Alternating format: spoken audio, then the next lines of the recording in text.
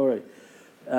Bismillah ar-Rahman ar-Rahim. So today's talk is about TCP. So we covered multiplexing and demultiplexing as one of the main functions of the transport, any transport layer protocol, and we use the source port and destination port to facilitate the multiplexing and demultiplexing. We also talked about reliable data transfer, and we talked about all the variations of reliable data transfers, starting from a perfect channel all the way to a realistic channel, which does not only change the bits, but it also drops the packet.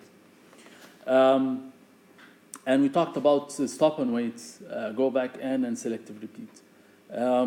So as we said before, TCP, although we have go back N and selective repeat, but TCP, as we will discuss today, uses a mix of both. It does not really use either of these techniques. It uses a mix of the two.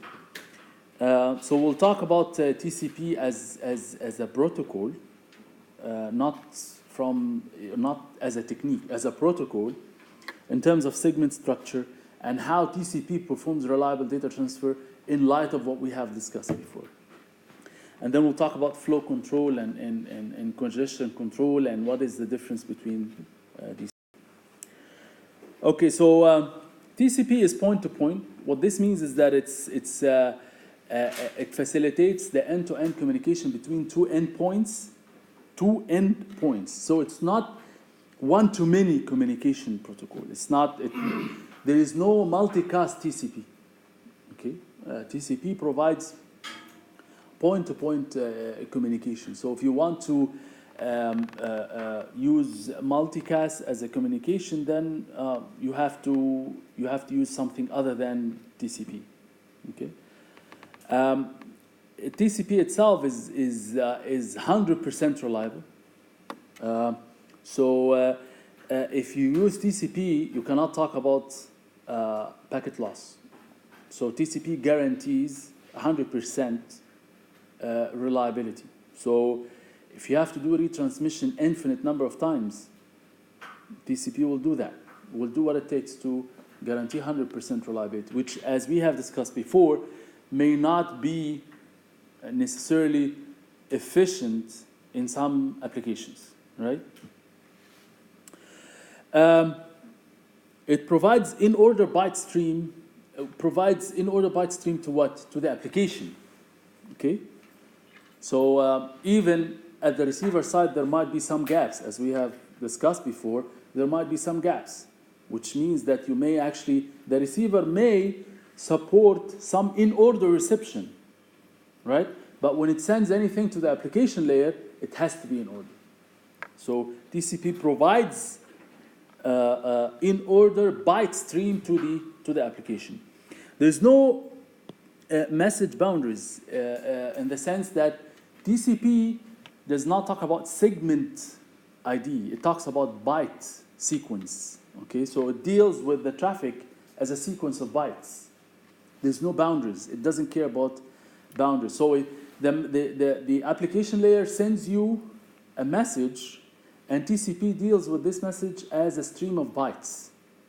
Okay, and when it sends a segment, the segment length maximum is the maximum segment size. So this maximum segment size is just a parameter that TCP uses to send the segment. So if the buffer contains number of bytes more than the maximum segment size, then I will take as much as the maximum segment size and I will send this as a segment. Okay? So there is no packet concept in this one, we need to say, like this one? Or segment is a one type of packet? Segment, yes, segment is actually a stream of bytes, okay, which is limited by the maximum segment size. Okay. So we can think of this is the application sends a message to TCP. So TCP will put this message in the socket buffer, in the buffer itself, and then it will deal with this as a stream of bytes. So it will now, if I want to send a segment, I will extract as many bytes as the maximum segment size. Okay? And then this is the sequence number. The sequence number is byte number 0 in this segment, the first byte in this segment. Okay?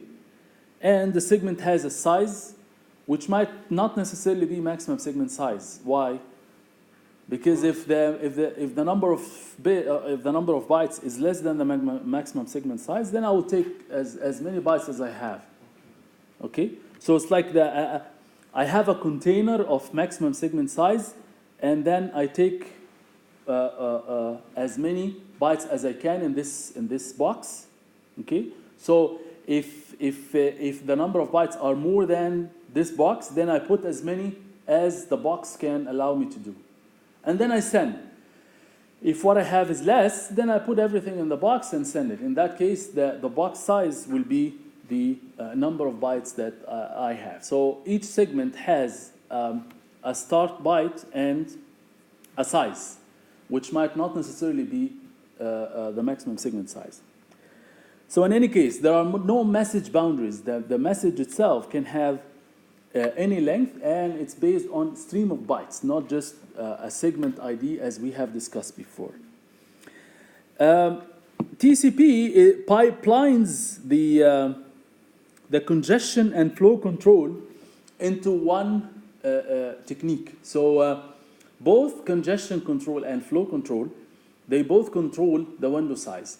As we will see in a minute, there is a window size in every single segment. It's part of the TCP header. Okay, so what is the difference between flow control and congestion control? For those of you who have. Congestion is when the flow reaches above the capacity. Bandwidth.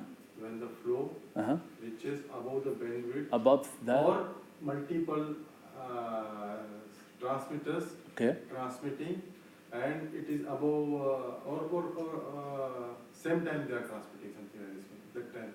Okay. So what does TCP do for congestion control?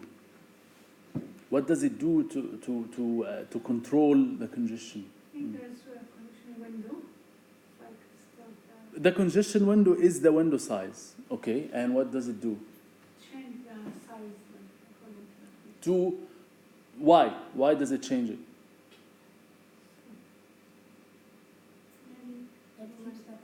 Allow 2 packets to drop. To keep to keep the packets inside, to like include until they can pass by. No. So flow control by definition, focus on this. Flow control by definition tries to avoid overwhelming the receiver. Okay, so we try to regulate the speed of transmission to avoid overwhelming the receiver. Okay, we'll see how to do that. Congestion control is what you do to try to avoid congesting the network, because when you send with a specific speed of transmission, you can harm the receiver by overwhelming the receiver and sending the receiver more than what it can handle, okay? Or you can cause some traffic jams into the network, okay? So flow control and congestion control try to address two bottlenecks. If the bottleneck is in the network, then we need to do congestion control to mitigate this bottleneck. If the bottleneck is in the receiver, we need to regulate the flow and do flow control in order to avoid overwhelming the receiver. Okay, so flow control by default avoids overwhelming the receiver. Congestion control avoid jamming the network. Okay, TCP mingles the two into controlling one small variable, which is the window size, and we'll see how that is done. Okay, so that's what it means, pipelined TCP, because TCP uses congestion control, flow control, in order to, and actually even reliable data transfer is somehow using the window size, right? Because even for reliable data transfer, we are indirectly using the window size to facilitate the number of segments that we send before we have to wait, okay? So even برضو reliable data transfer indirectly or implicitly uses the window. So there is a send and receive buffer, which is part of the socket. TCP, unlike UDP, TCP is by default full duplex, which means that it's bidirectional. Any TCP socket that you create, remember carefully that it's by default bidirectional. Unlike UDP, when you create datagrams does not have any significance of the direction. So it's actually unidirectional. So a datagram, when you send it this way, you don't expect anything to come back as a result because it's by default. It's UDP, it's unreliable, and it's datagram. So it's one direction.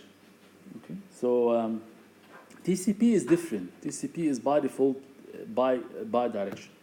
Even for the case, so bi-direction really has a meaning for مثلا peer-to-peer. For peer-to-peer, we know that each of the peers is actually a client and a server, right? So it makes sense that they both communicate to each other. But even client-server, just the fact that it's client-server doesn't mean that the server, the client does not send any data to the server. Well, the commands for us is some kind of messages that the client sends to the server. So it's a traffic. For us, it's an abstract data. So in any case, TCP by default is bidirectional, regardless of how much data is sent in either direction. Okay, so the socket is established as bidirectional. It's connection oriented because we have to establish the connection first before we start communication, as we have discussed before. We're not going to spend much time on that. And it's flow controlled, which means that to avoid overwhelming the receiver gives me a receiver window size, which is the number of bytes that the receiver can accept at any point in time. And we'll see how this is done. Flow control is easy, as we will see, but congestion control is kind of tricky. So this is the structure of the TCP header. I assume many of you are already familiar with this. So we'll go through it a little bit quick. So the source port and the destination port are used for multiplexing and demultiplexing, as we have discussed before. Now, sequence number gives you the index of the first byte in the segment. The index of this byte in the segment. Because as we said, you have the application gives you a stream of bytes. So first you start from byte 0. So you start from a sequence, for example, 0. Although we don't necessarily have to start from 0. But assume that the first byte is 0, then the sequence number will be 0. If you have a segment size of like let's say 100 bytes, so what is the segment size for, or what is the sequence number for the next segment? 100. Okay. So you start from sequence number 0, and then 100, and then maybe 200, and then 300, and so on. Okay. We will see that now. Acknowledgement number gives you the again the sequence of the byte that the receiver is expecting.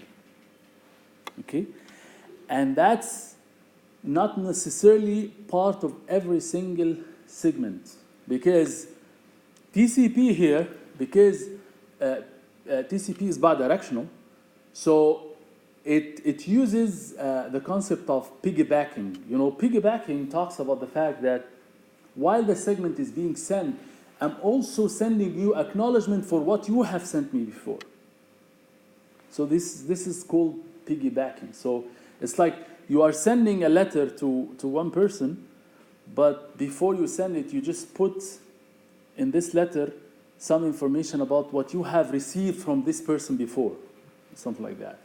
So TCP uses that concept to try to acknowledge some of the segments that it has received before. But as we can imagine, you don't necessarily have to have acknowledgement in every single segment. So maybe you are sending a segment for the first time, but you did not receive anything before. Okay, so that's why you have here a flag to indicate whether there is an acknowledgement or not. We'll talk about it. So, in other words, this acknowledgement number is either a number or it does not have any meaning, in which case it's all zeros and you don't have to read it. Why? Because this flag is 0. If this flag is 0, this means that there is no acknowledgement as part of this segment. Okay. There is the header length. The header length is the length of the header, and yeah, but it's like 4 bits. Why is it 4 bits? 32 bytes. No, this is 32 bits. 4, yeah, it is 4. 5. Yeah, it's 4 bits only. 4 plus 4 plus Yes. 2. Yes. So this one is like 4 bits only, or 5 bits, something like that. So how can? So what is the length of the header? What is the length of this whole header? It's about 20 bytes. Without the options. If you count the options, it may reach to 60 bytes. What is the maximum? What is the maximum number you can represent in 4 bits? 15, right? 2 to the power 4, which is 15, number 15. Okay. So how can you use 15 to represent more than 20 or 20 to 60? How can you do that? Huh? Again, please. How can you represent these 4 bits, okay, to calculate the length of the header, where the header is can range from 20 bytes to 30 to 60 bytes? First of all, why do I have a header length? For checking. Huh? For checking. You need to have a header length if the header length is variable. Okay? So remember this. This is like a rule of thumb in any protocol design. You need to put some indication about the header length. If this header length may have multiple size, or the size is very. If this is fixed, you don't have to have a header length because the header is fixed. So the receiver doesn't need to know what is the header. It's part of the protocol. It's fixed. So I don't have to put it in every single segment because it's an overhead. There's no point. But why do I need to have it in every single segment is because of the fact that I have this options field, which is variable length. So unfortunately, this is like this options field is like a placeholder that they have put it in the standard decades ago. And because of that, they have included the header length. And then it turned out this has never been used. And therefore, this header length is kind of overhead. Because in 99.9999%, the length of the header is 20 bytes. And this option field is never used. Then why do we have? They have included it in the standard because of the future expansion. Can we use these options for modification of the TCP? Yes, this was the intention. This was the intention. And actually, same concept has been used for IP. The exact same thing has been used for IP. So they have kind of, propagated the concept to TCP. But then, these options fields have never been used, neither in IP nor in TCP. When they have tried to expand IP, they talked about IP version 6, which is totally a new protocol. So they have, they have put IP version 4 on the side, and they have, invented IP version 6, which is totally different. Okay, same thing here. So when they try to change TCP, they have designed totally other transport layer protocols, which uses different structure. In any case, we go back to the same question. Why do we have this? Because of the fact that the header field is, or the header side is variable. So the other part of the question is, how can I represent the length, which is from 20 to 60, using only 4 Scaling. bits, using scaling. So this number here is the number of 32-bit words in the header, not the number of bytes. Okay? So one single one here indicates that the length is 32. Okay? So the minimum here is 5, which means 20 bytes. So the minimum here is 5. Because 32 bits is 4 bytes, right? 32 bits is 4 bytes, right? So if you have number 5 here, this means that 5 times 4 is 20. So this means that the header length is 20. So in most of the time, this header length will contain 0101. Okay? If this one is 1111, this means 15 times 4 is 60. Still not So that's- clear, sir, actually. Hmm? Four, not clear. So header. So these are 4 bits. Okay. Okay? Yes. So these can range from all zeros to all ones. Correct. Actually, the minimum here is 5. So 0101. 0, 0, So, sorry, 11010. صح؟ 0, لا لا 0, 0101 1, 0, صح؟ 1 is correct, sir. 0101 صح is 5. Okay. Okay? And this 5 is the number of 32-bit words. So 5 times 32 bits is 4 bytes, 4 byte. right? So 5 times 4 is 20, which is the length of the header without the options. Without the options. Okay. Without the options. Okay. Okay. If the options are there, Mhm. then you can increase this from 5 to 6 to 7, all the way to 15. 15 means what? 15 times. Means 15 times 4 is 60. So this header length ranges from 5 to 15. So the minimum is 5 and the maximum is 15. Why it represented by bits, not byte? Because you said, 32-bit words. no, before you said for the in transport layer, we represented by bytes. Bytes, right. Then here it represented by bit. No. It's represented by bits here because some of the fields is less than 1 byte. Like this one, is less than 1 byte. Mhm. Okay. So there is some. So actually, when you learn these things, you find that these people are not perfect. There are some actually, something illogical here, and we're talking about TCP, which is the most protocol used on the internet. Right? So this does not make sense. And actually, these options feel well. They have brought or they have borrowed some of the concepts from IP directly to TCP. And even then, here you have a gap and it's not used. So you could have easily increased this to 8 bits instead of 4. But they wanted to match what we have in IP. IP uses the exact same thing. So they wanted to use the same thing, thinking that this will make it more compatible with IP. And so these are just the interesting details that when you read these standards a lot, you know that these people are not perfect. If you have, but we can easily say that today because we have the experience of all these decades ago, and we know that TCP, when it was extended to other protocols, and so we have a good picture now. But these people did not have this picture when they first designed this protocol. And anyway. So this header length is how this is presented, and this is 4 bits is not used, and then we have 6 bits. These 6 bits are very important. These are flags, and these flags, each one indicates something. So for example, U stands for urgent, okay? A stands for acknowledgement, P stands for push, R stands for reset, okay?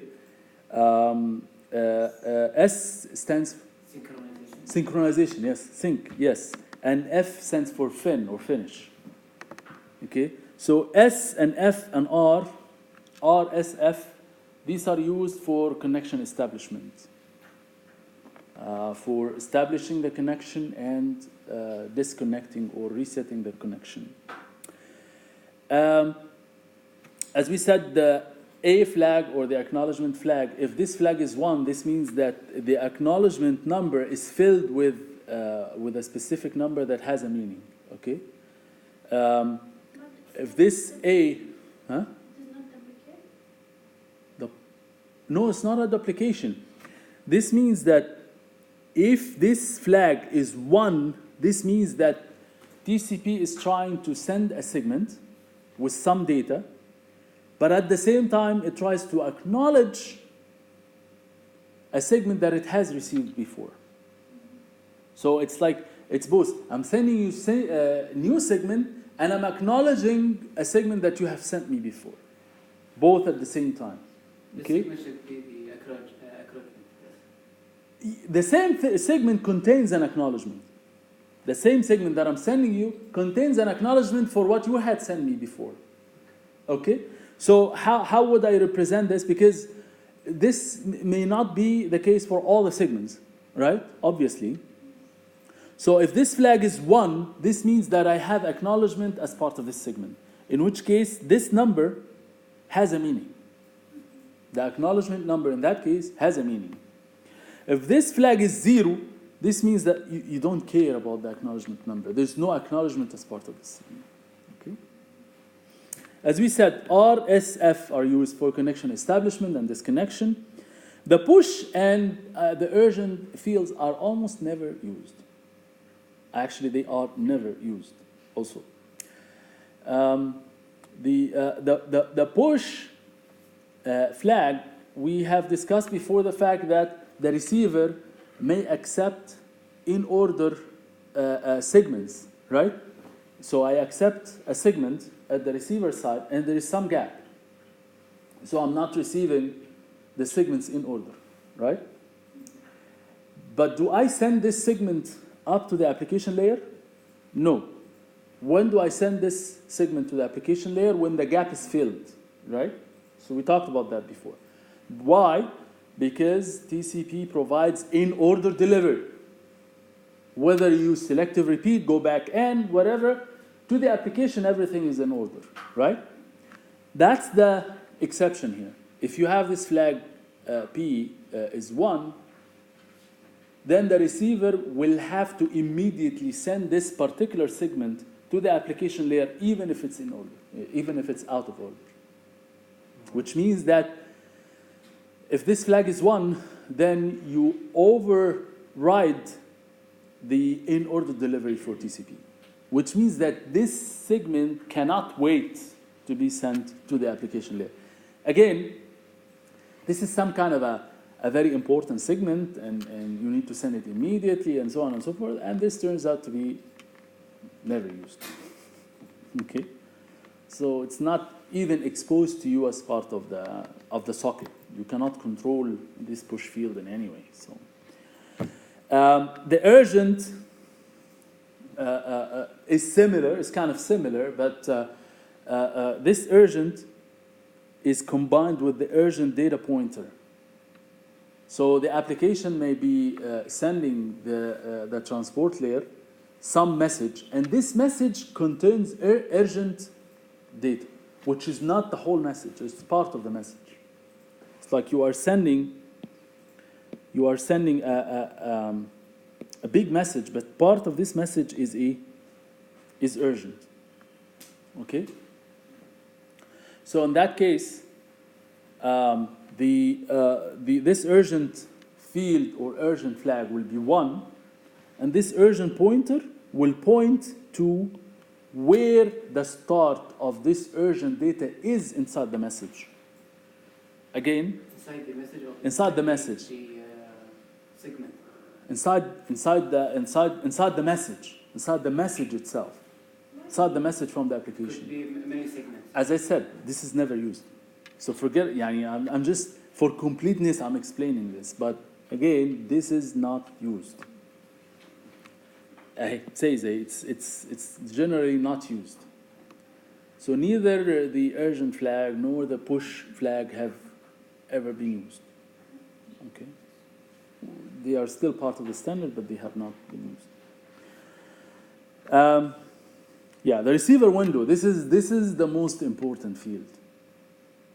by far. So this receive window is the number of bytes that the receiver can accept at any point in time, which means that the sender, we use the window technique, as we have discussed before, right? So the sender will keep sending as many segments as this window size, okay? So why do we need to have it as part of the header? Well, we can fix the window, we can fix this window and send as many segments as this window, and as we have discussed before. So why do we need to have it as part of every single segment? As long as you have it in every single segment, then you want to be able to communicate it regularly, which means that there is a potential or there is a possibility that this window may change. Okay?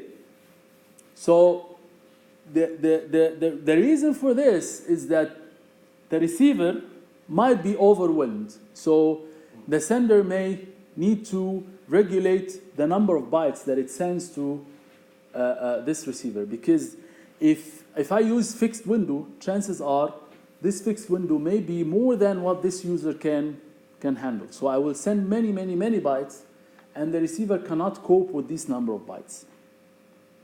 Okay?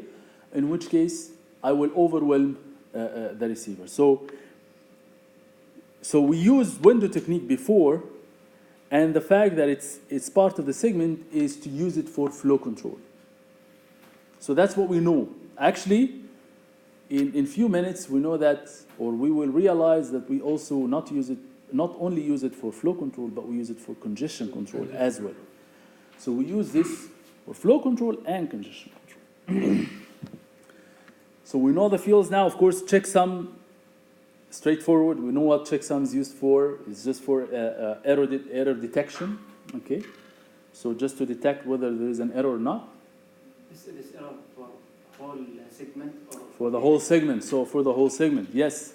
So what you do is that basically you order the entire segment, including the header and everything, in a 32-bit words, and then you add all of them. You add all the bits. So you come up with a 32. Actually, this is a 16. Yes. So you sort them as 16.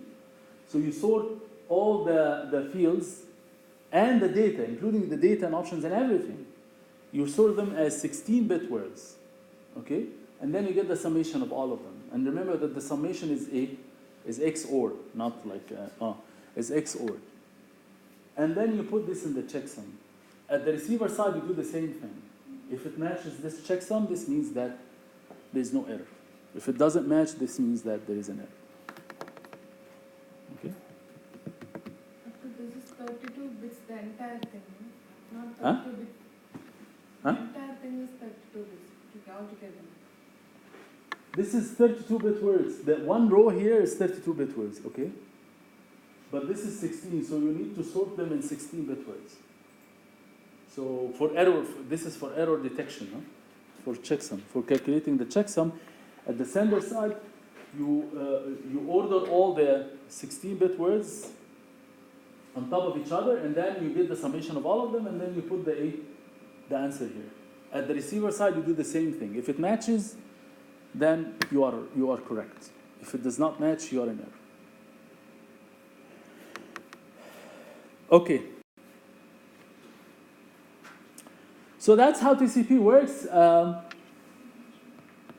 So here, remember that everything is byte stream. So unlike what we have discussed before when we had to use segment IDs and stuff, here, this is a byte sequence.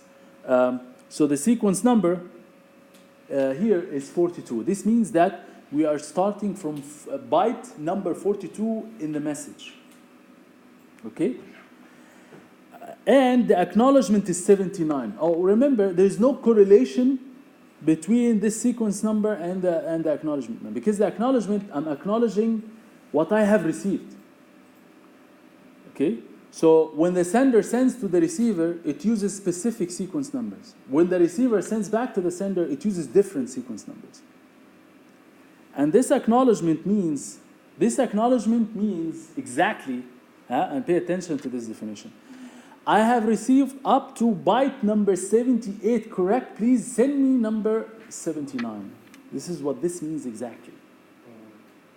So this means that A has received correctly byte up to byte number 70. Up to, because we have mentioned before that acknowledgement is cumulative acknowledgement. Okay? You have a question? Does the sequence number depend on the size of the data? The link? No. Randomly? The start sequence number can be selected randomly. Because logically, when the application starts sending a message, logically it should start from 0, right? However, you can start from a non-zero sequence number. You can start from a non-zero sequence, and in fact, you start from any arbitrary sequence number. So, as part of the connection establishment, you send to the receiver, I'm going to start from 100 or 1000. You have complete freedom. So as part of the connection establishment, you tell the receiver where you will start from. This means that when you receive a message from the application layer, the first byte is going to have a sequence of 1000. And you will start from 1000. Okay? And then you will keep incrementing, depending on the maximum segment size. So if the maximum segment size, let's say 100. So the first byte is 1000. So the sequence number for the next segment will be 1100. And then 1200, and so on. So you are allowed to start from any arbitrary sequence number, and depending on the maximum segment size, then the sequence number for the next segment changes. Okay?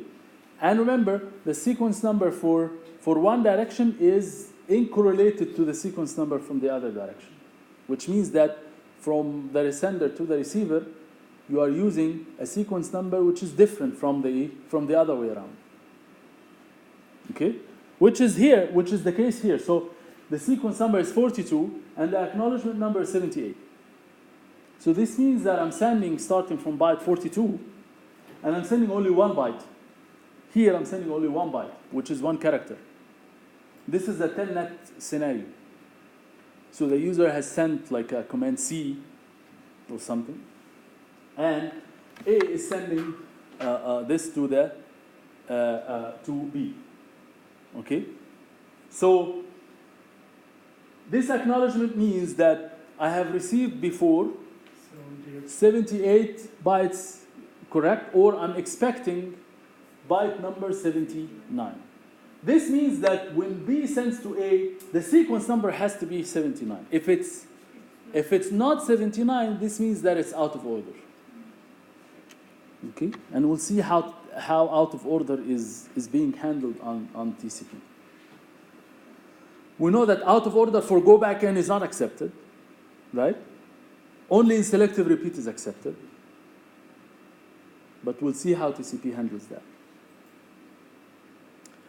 Okay? So this is the happy path. So when you send sequence number, then you get a sequence number back with this sequence number, and this. So see, this acknowledgement number is related to this sequence number, and this acknowledgement is related to this sequence number. Okay? So it's crossed. Okay? So this sequence number is based on this, and this acknowledgement number is based on this. So this means that B is informing A that I received up to 42 correct, send me 43. واضح? Okay.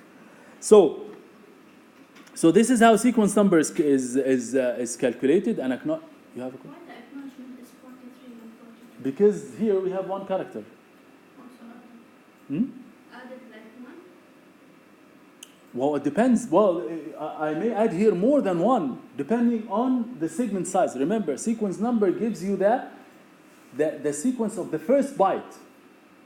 But you need to also add the data size, right?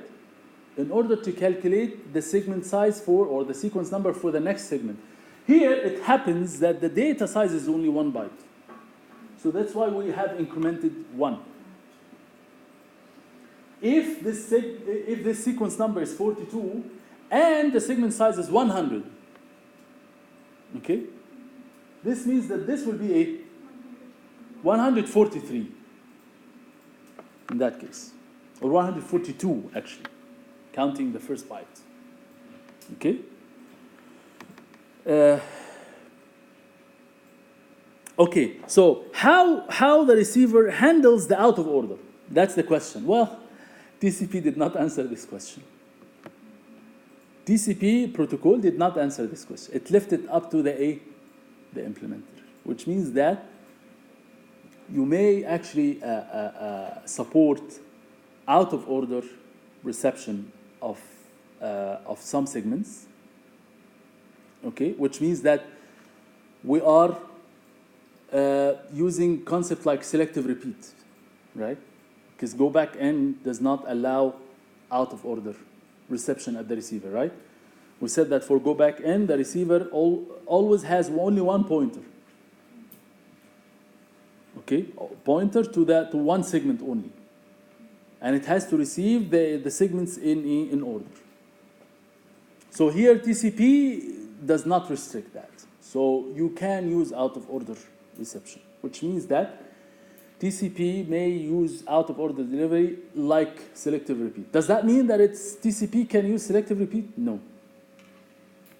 As we will see in a minute, TCP does not use selective retransmission. It does not support selective retransmission. Okay? Which means that it may or may not support out of order delivery at the receiver, but at the sender, everything is sent in order, and we'll see that. Okay, so very important question here. As we have discussed before, the timeout is a very important parameter, because depending on this timeout, there are so many things that can be analyzed. Because if this timeout is too short, this means that I'm waiting for a specific time period for the acknowledgement to come, and the acknowledgement did not come. Then I will start assuming that the timeout expires. What do I do when the timeout expires? I will have to retransmit. If this timeout is premature and I get the acknowledgement after I retransmit, then my retransmission was done unnecessarily, right? Which is not good. So too short timeouts is not good. And what happens if the timeout is too long? Well, too long, I'm assuming that I'm conservative enough and I will not get premature retransmission, which is good, but that doesn't mean that it's efficient. Because too long, as we have seen before, it may actually slow down the transmission rate, right? Because after some time you have to wait, and then you end up with gaps. Remember for stop and wait, we end up with gaps that we're not utilizing the network, we're not utilizing the channel, which means that the utilization will drop. Okay, so the timeout is a trade-off, and some actually researchers, they have taken this to the extent of calculating this timeout based on optimization. So they try to optimize and get it. Well, luckily, TCP uses a simpler approach. It's based on, well, we know that the timeout, we want to wait for a timeout that's at least the round trip time, right? Because we have the sender and we have the receiver. When the sender sends a segment, okay, then it needs to receive the acknowledgement. This is what? Round trip time, right? So the sender needs to wait at least for as much as round trip time. It would be perfect if this round trip time is deterministic, is fixed, and I wait for exactly this time, or maybe I can wait for slightly more, there's no problem. I can wait for as this much, مثلا. كده مثلا. Just to be on the safe side. Okay? So if RTT is almost fixed, so I know the exact RTT is deterministic, and I can calculate the round trip time deterministically, in which case the timeout will be slightly more than that, and this will be it. Well, unfortunately, the round trip time over the internet is totally variable because it's based on so many things. Round trip time, it actually involves queuing delay, right? It involves not only transmission delay and propagation delay, also queuing delay, how many hops you have, how many routers you pass through, so many things. And remember, TCP talks about end-to-end. So round trip time definitely is variable, is undeterministic. This is the bad news. So can we calculate the timeout based on estimated value of round trip time? Well, I can measure, I can do some measurement, and I set the timestamp, send segment, receive an acknowledgement, calculate the timestamp, subtract those two timestamps, get the round trip time. And then I calculate the time based on this round trip time. Well, this round trip time is instantaneous, is estimated, but there is no guarantee that the future round trip time will be the same. So you cannot use this instant or sample round trip time as the real round trip time. Okay? In which case you cannot base your decision based on sample round trip time. This is a typical situation, by the way, and we actually face this situation in many scenarios, even in networks and physical layer and so many things. When we measure the fading of the channel, when we measure so many things. So there is a whole new subject on detection and estimation and these kind of things. And in there we try to always estimate a value of a random variable. So we need to take a decision based on a value of a random variable. But this random variable changes a lot. So what do? We need to make an estimation based on this. So what do? Well, okay, so we can do like a big time horizon and we calculate the average round trip time. Well, someone might think this way. But the average round trip time is not necessarily the correct value, because the actual value might be more or less, something like that. So we'll see how they do this. Of course, this technique now is based on experimentation. So they have done lots of experiments. And what they do here is that they use something called exponential moving average, which is basically some kind of filtering of the instantaneous value of the round trip time. And how this is done is that, of course, they calculate the sample round trip time, which is the current estimated value of round trip time. But they also calculate something called estimated round trip time. The estimated round trip time, which is a moving average, something called moving average. Because average is usually done by so many samples. But I'm trying to calculate this in real time. So I cannot afford the fact that, okay, wait for 1,000 samples, or wait for like 10 seconds or 100 seconds, and then I calculate the average for them. You cannot do that. Okay? So in real time, we use a moving average. Okay?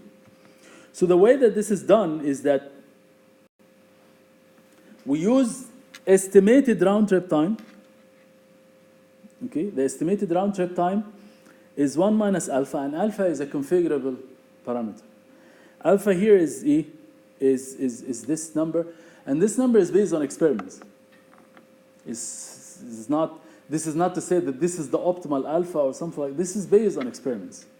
They have done some experiments and they have come up with this number. And this is the estimated round trip time, and this is the sample round trip time. So how this is calculated? So first, I have sample round trip time at time 0. I can estimate that. I can measure that, right? Send segment, receive an acknowledgement, calculate this round trip time. I can do this. Okay? So I have this initial sample round trip time. Okay? And then what I do is that I say, okay, so there is an estimated round trip time, which is initially it's the sample round trip time. So the estimated round trip time at time 1, okay, equals to 1 minus alpha estimated round trip time at time 0 plus alpha في الsample round trip time at time 1. So this one responds to this, which means that using only two values, the sample round trip time at time 0 and 1, okay, what I do now is that the estimated at time 1 equals to the previous estimation plus alpha times the current measurement. Estimation of RTT 0. It will be No, RTT 1. No, estimation RTT 0. Yes, the estimation RTT 0, yes. Equal to the sample RTT 0, yes? Here, this sample RTT 0 equals to alpha في الsample RTT 0. Because the estimated at time t minus 1 is Estimation RTT 0. sorry. So the estimated here, the estimated RTT 0 equals to alpha times sample RTT 0. Okay? Because the estimated for time minus 1 is 0. I don't have any estimated value. So I do it this way. So for time 2, why it is exponential? Because of this. Because remember, at time 2, what do I need? Estimated round trip at time 2 equals 1 minus alpha, estimated round trip time at time 1.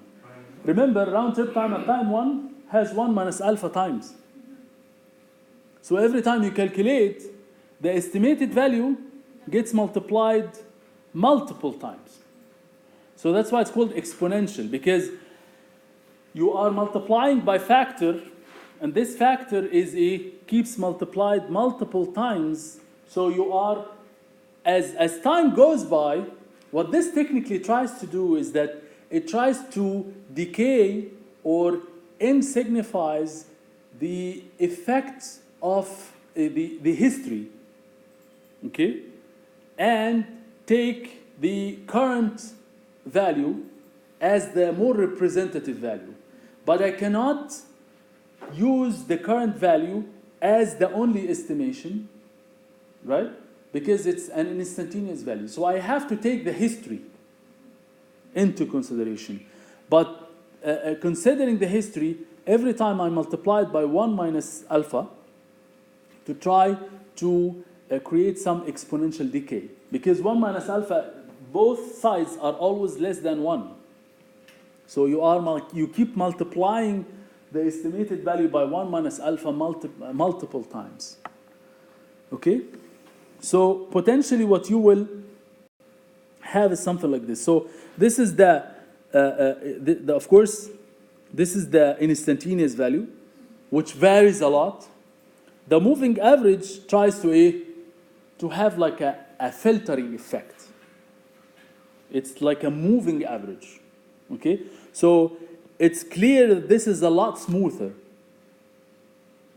Okay?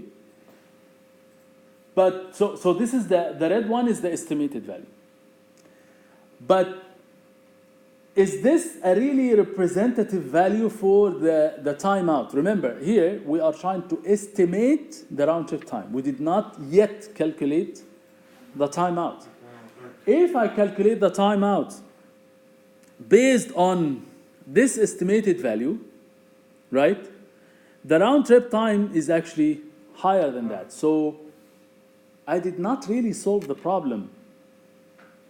What I essentially did here is that I made the estimation a little bit smoother so that I cannot just go up and down randomly or arbitrarily.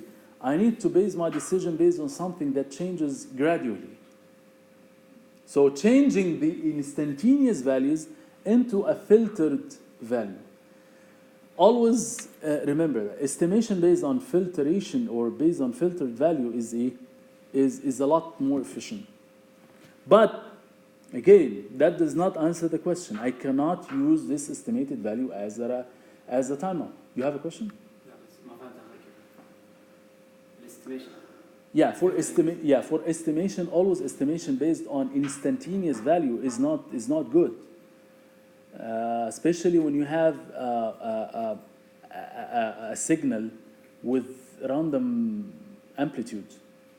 You cannot really use good estimation for this type of signal, and always people resort to using some kind of filtered version of the signal. But this filtered version cannot be used directly as the timeout. Okay? Why? Because in some cases there is a difference between the instantaneous value and the estimated value, and this difference may be high, may be low, maybe by negative, maybe positive, right? So what they do is that they say, okay, so this difference, we want to make sure that the timeout is this estimated value plus this difference. But also this difference is also instantaneous, and it also changes dynamically. So that's why they calculate what we call dev RTT. So it's like a double moving average filter. One moving average filter is on the instantaneous value. The other moving average filter is on the difference between the instantaneous value and the estimated value. Okay? So dev RTT, again, equals to 1 minus beta times the dev RTT. And dev RTT this is the estimated one, and this is the sampled one. And the sampled one, the sampled dev RTT is the sample RTT minus the estimated RTT in absolute value. So even if it's positive or negative, I don't care. I want to make sure that I always take into consideration the difference. Okay? So, and then after all of this, we set the timeout as the estimated value plus 4 dev RTT. So, why it's 0.125, why beta is 0.25, why 4, all these arbitrary numbers are based on experimentation. Okay? So they have done lots of simulations, they have done lots of field experimentation and so on, and they have tried this on networks and so on and so forth until they have come up with these numbers. Okay? So these are not necessarily optimal numbers, but these are based on experimentation. They may not be the optimal, but this is what they have in the protocol itself or in the standards. Okay? Okay, so we'll take 5-minute break. What time is that? العشاء 21 يعني أذن. طب استنى 5 minutes عشان نروح نصلي على طول. 5 minutes and then. Okay, so when we talk about reliable data transfer for TCP,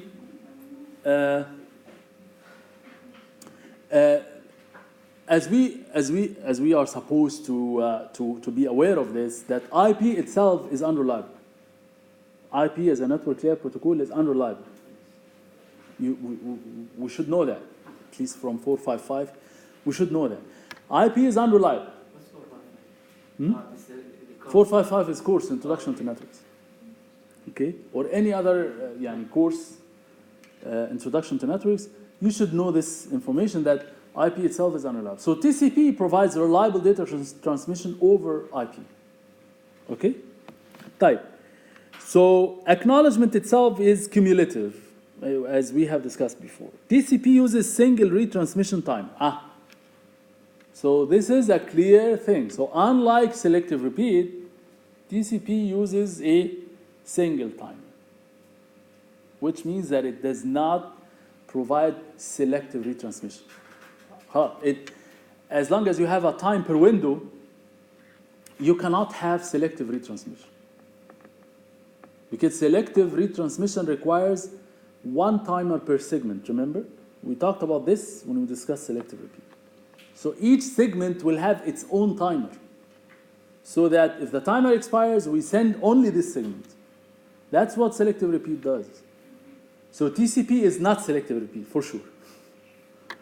It does not provide selective retransmission. But that doesn't mean it's go back N also. It's, as we have seen before, and as we will see later, it has some variation other than go back N. So it does not comply 100% with go back N. Retransmission are triggered by, well, of course, timeout. We all know that. Okay? So since we use one timer, when we time out, we go to the base, we go to the beginning of the packet that was lost, and then we send everything in order because we have only one timer. So we have to think, we have to send things in order. So as we have discussed before, we have a variable called the base, which is the beginning of the window.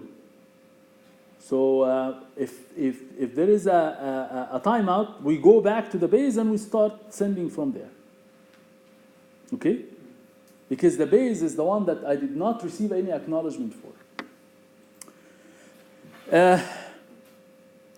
But again, unlike go back and selective repeat, TCP uses a wicked kind of technique for retransmission, which is a duplicate acts.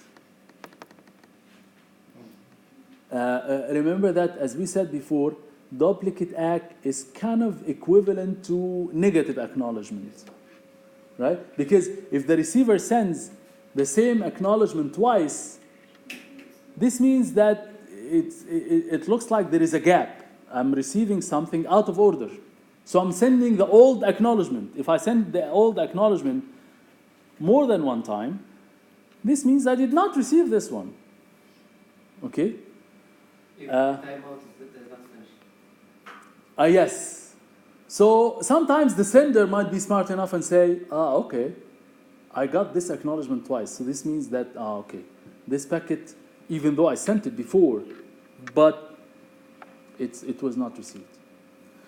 But is that always the case? No. Why?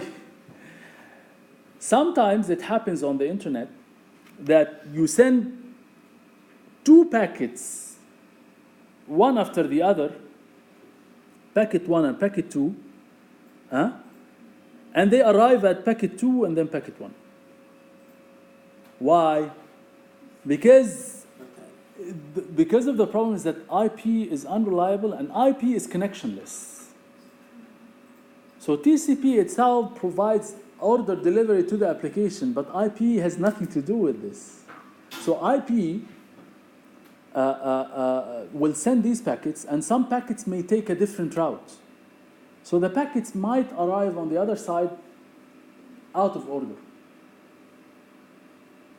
So if the receiver receives packet 2 first, okay, it depends. For TCP, it depends. If the receiver accepts out of order, then it will accept this packet. And hopefully after a few milliseconds, it will receive this one, in which case it will fill the gap and it will work fine. Okay?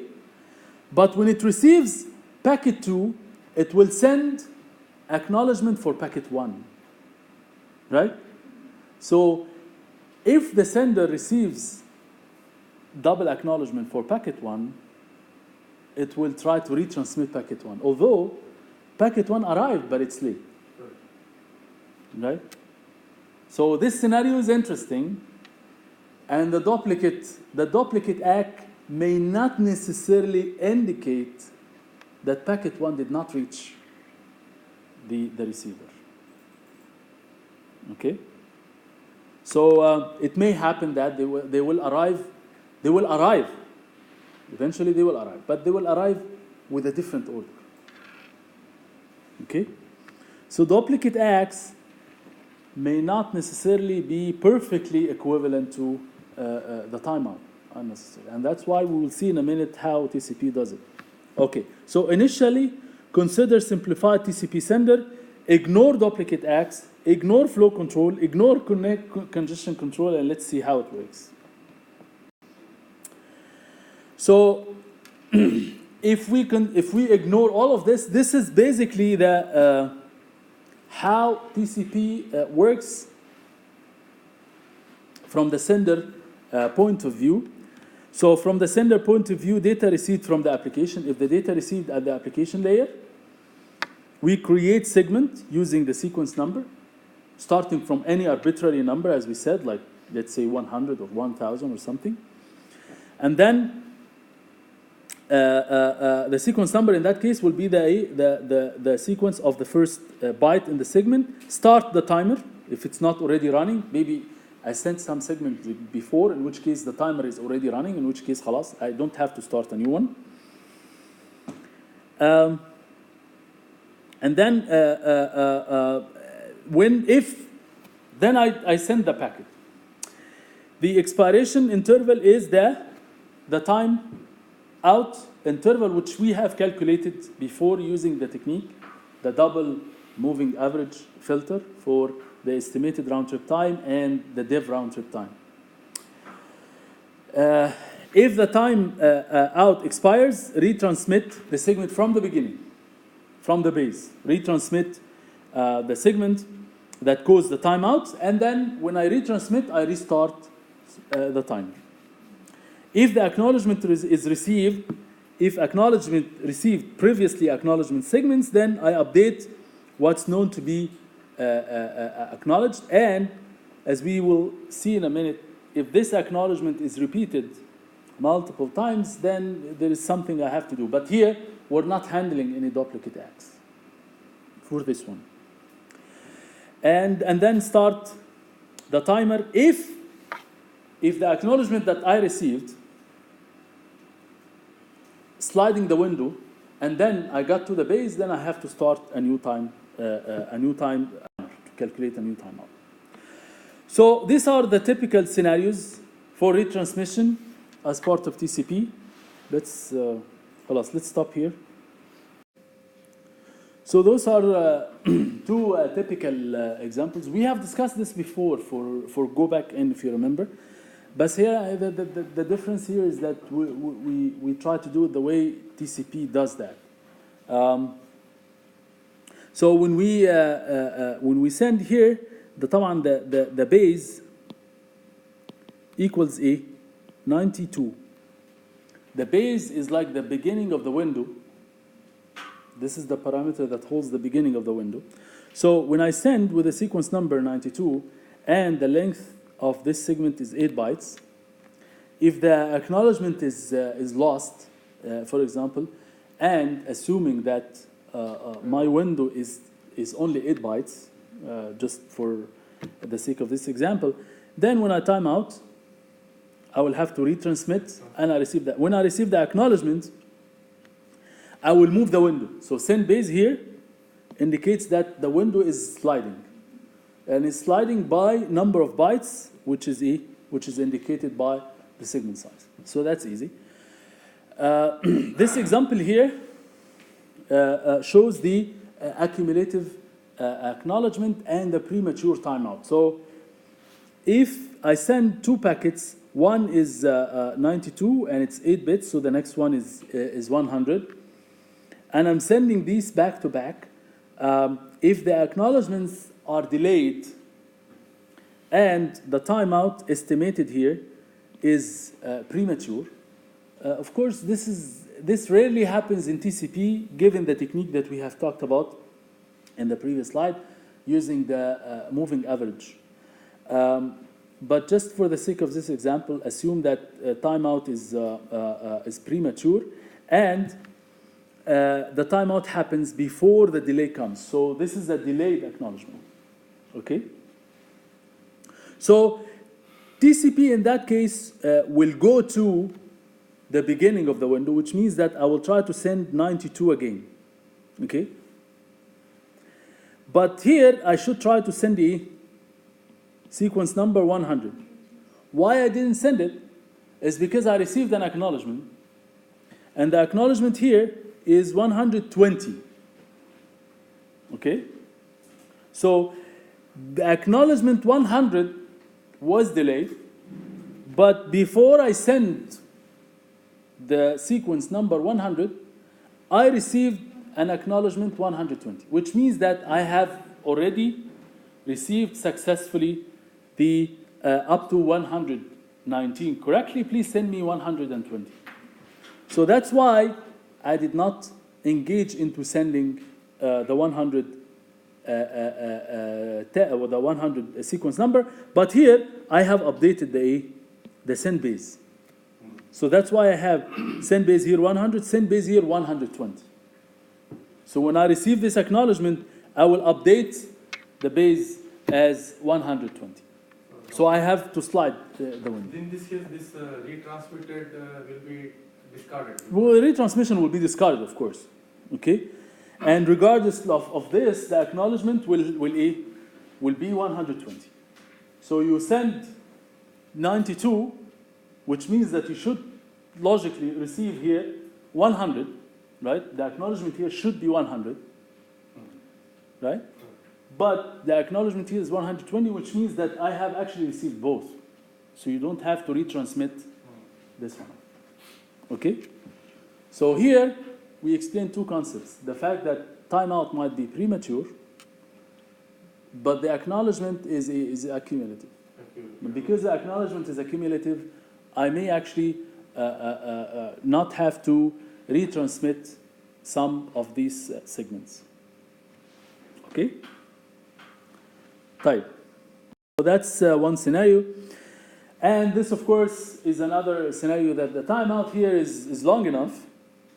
And, of course, I don't have to go through that, but the two packets have been sent. The first acknowledgement was not received, but the second acknowledgement was received. But the second acknowledgement is cumulative, so there's no effect here. So I was not affected whatsoever by this packet loss. By this segment loss, I was not affected in any way because of the fact that the acknowledgement is cumulative. Okay? For this particular example, these are two back-to-back packets. Okay? The first acknowledgement was kind of useless anyway. And that's why when I lost it, I was not affected, right? So what the TCP, that's the important thing for TCP, and pay attention to this. The receiver will have some events. So we talked about how the transmitter works. We did not handle the case of duplicate ACK, but here we will try to mention how the duplicate ACK is actually received by the receiver. Here we talk about a typical TCP receiver, and the receiver here is receiving some events. The first one is that arrival of in-order segment with expected sequence number. So the receiver is pointing to a specific sequence number, which is the one that I sent in the acknowledgement. And the segment that I have received is in order, and it matches the sequence number that I'm expecting. Of course, in this case, I'm supposed to accept it. I will accept it, no problem. And then I send acknowledgement. TCP does not send the acknowledgement right away. Why? Because in the previous example we have talked about, receiver does now is that if I did not send an acknowledgement, if this packet was the first packet that I did not acknowledge, then I will wait for a short period of time, just to support if the fact that if I receive back-to-back segments, if I receive 2 segments back-to-back, then I send 1 acknowledgement for these 2. Why? Because remember, acknowledgement is an overhead. Okay? So sending acknowledgement for every single packet is kind of heavy. And in many cases, the receiver will have to send just 1 segment as acknowledgement with no data in it. So this is some kind of an overhead. But at the same time, it provides the reliability also. Absolutely, yes. So it's a trade-off now. So what TCP does is that it says, okay, if this is the first unacknowledged segment, wait for, I'm not saying I will not send. Just wait for 500 milliseconds. Because during this window of time, I may receive 1 or 2 segments, in which case I will send 1 cumulative acknowledgement for all of them. Because we know from this previous example that sending 1 acknowledgement for all of them will be good enough. Okay? And definitely this indicates that the timeout should be more than 500 milliseconds. Because if I don't send this acknowledgement on time, the sender will time out and it will be bad. So practically this number is large. Yeah, but remember, if I receive another, no, I will tell you what. Here, see, wait up to for next segment. Okay. We talk about the next one. It will be clearer. Arrival of in order segment with expected sequence number. 1 other segment has acknowledgement pending. Huh? Which means that I have 1 segment that has not been acknowledged. And now I'm receiving another one in order. In that case, you don't wait. Immediately send. That's the difference. So for this case, the difference between case 1 and case 2, for case 1, I do not have any segments at the receiver which is unacknowledged. So this is the first one I'm receiving. So in that case, wait for 500 milliseconds. And I agree with you, 500 milliseconds is a big time window. It's big. Okay? So if you receive another one, then this means that the sender is fast, and I need to be fast enough to cope with that. So send immediately acknowledgement. Send acknowledgement immediately. Okay? So these 2 cases talk about in order reception of segments at the receiver. Those 2 talk about out of order. So for out of order, arrival of out of order segment higher than expected sequence number, which means that I have a gap. So at the receiver,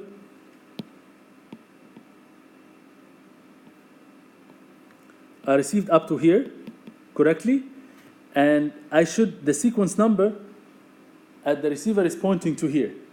I'm receiving a packet with a sequence number here, or a segment, okay?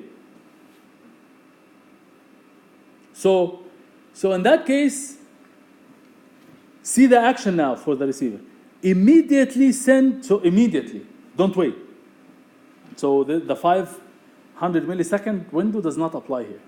Send immediately, duplicate ACK with an acknowledgement number, this. Okay? So this, it will indicate to the sender that I did not receive this segment. I did not receive this one. You are sending me out of order, but I did not receive the one that I'm expecting. Remember, here it doesn't say whether the receiver will accept this or not. Depends on It depends on the implementer. Okay, this is not part of TCP.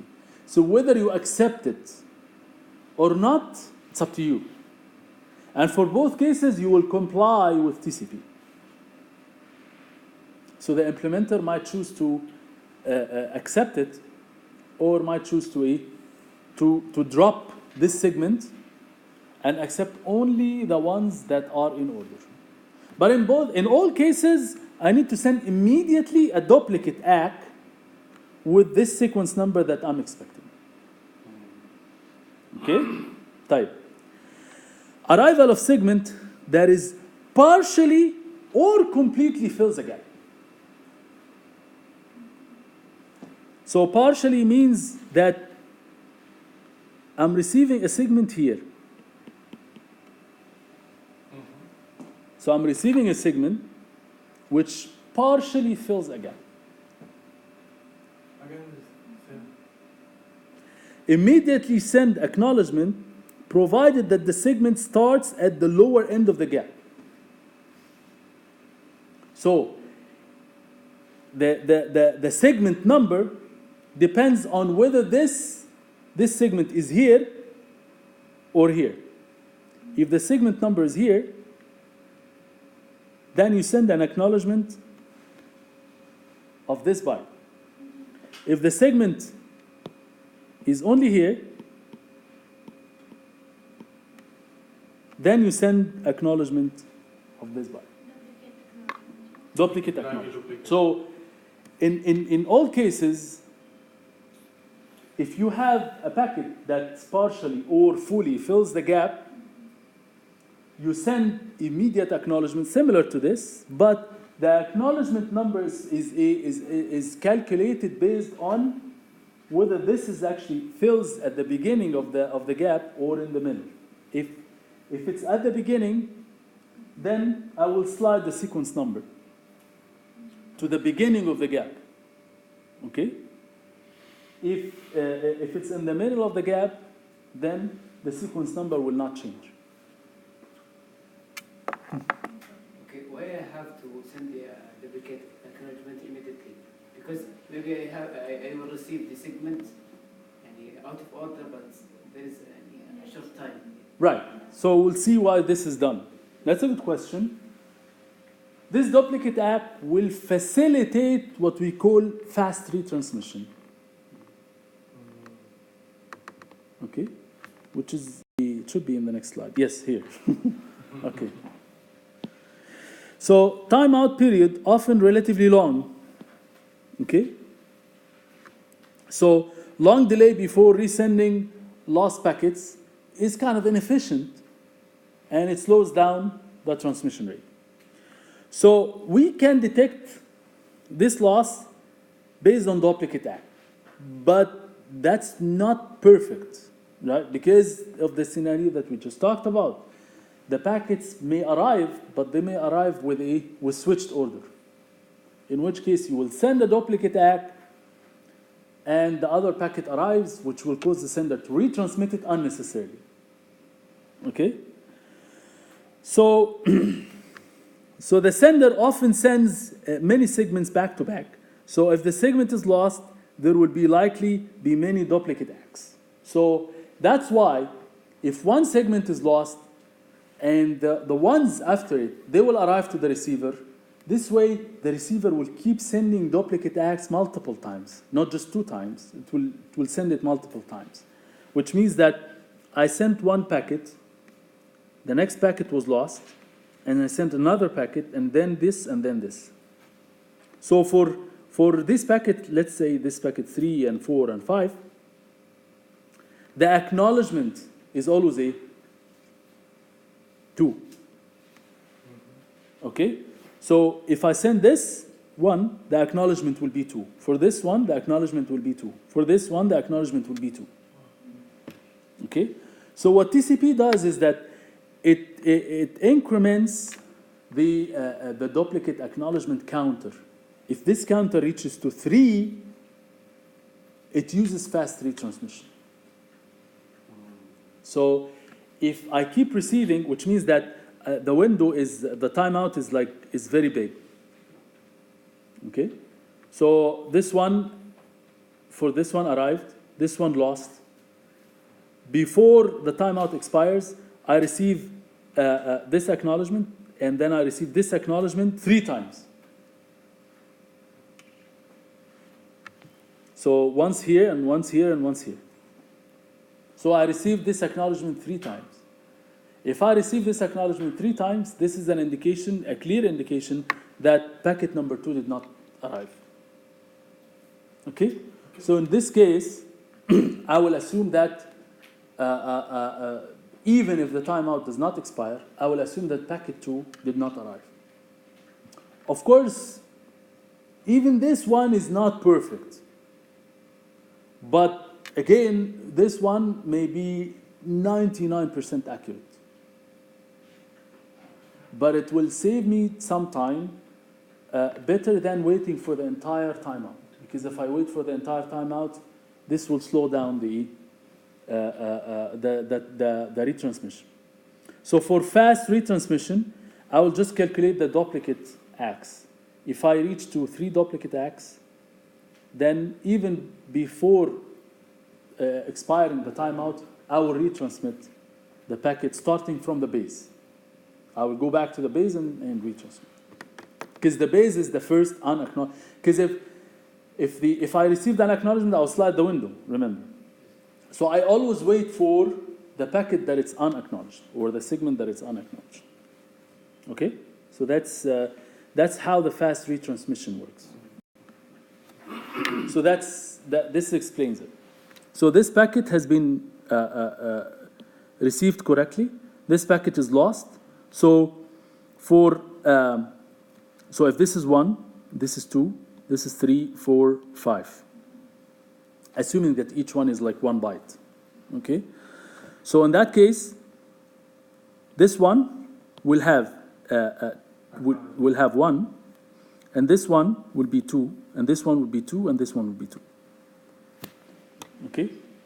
So which means that here I'm expecting 2, here I'm expecting 2, and here I'm expecting 2. And I did not get 2 at all. So in which case, at this time, even before the timeout expires, I will resend packet 2 before the timeout expires.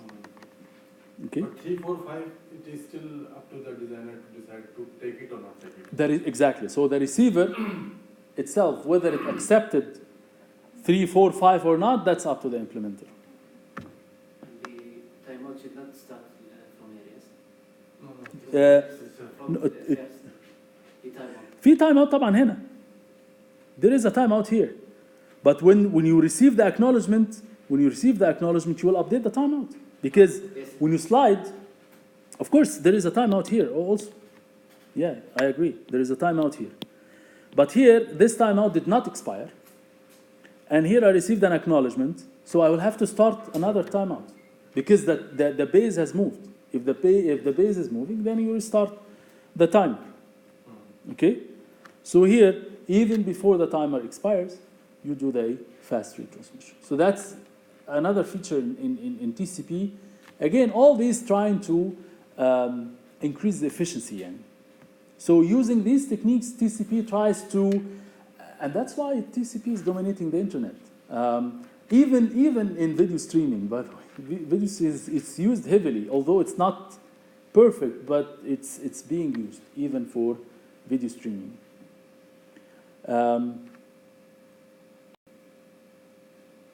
So that's how the fast retransmission algorithm works. So we know that if we receive a window with if we receive with the packet at the receiver with acknowledgement field value of y, if y greater than the send base, then we update at the sender side when we receive this acknowledgement.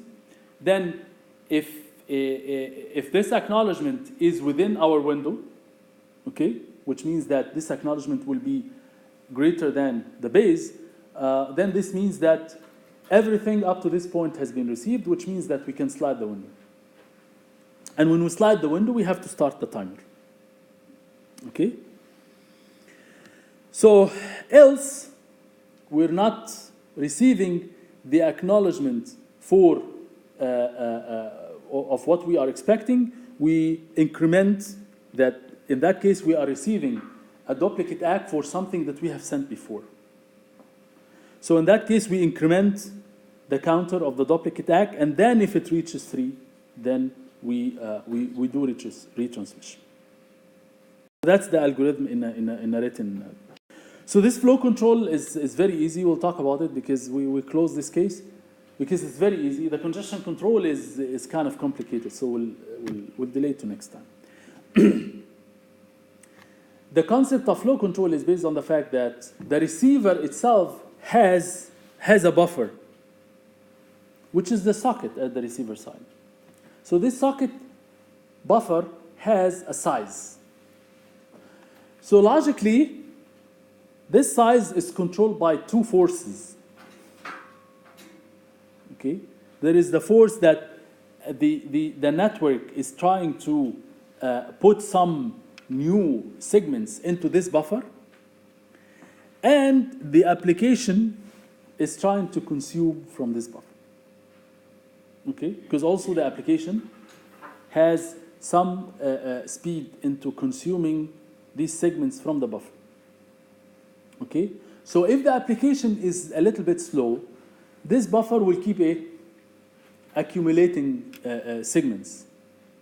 So if the sender sends these segments very, very fast and the application is not coping with this speed, because the application has like a thread and this thread is slow and it's not fast enough, so it's not consuming these segments with good speed. So in that case, this buffer will keep accumulating until a certain limit, and then it will be bad, and because if the buffer is full, the receiver will not accept any more packets. So in order to avoid this, we use flow control. Flow control is the technique to try to avoid overwhelming the receiver, as we have said before.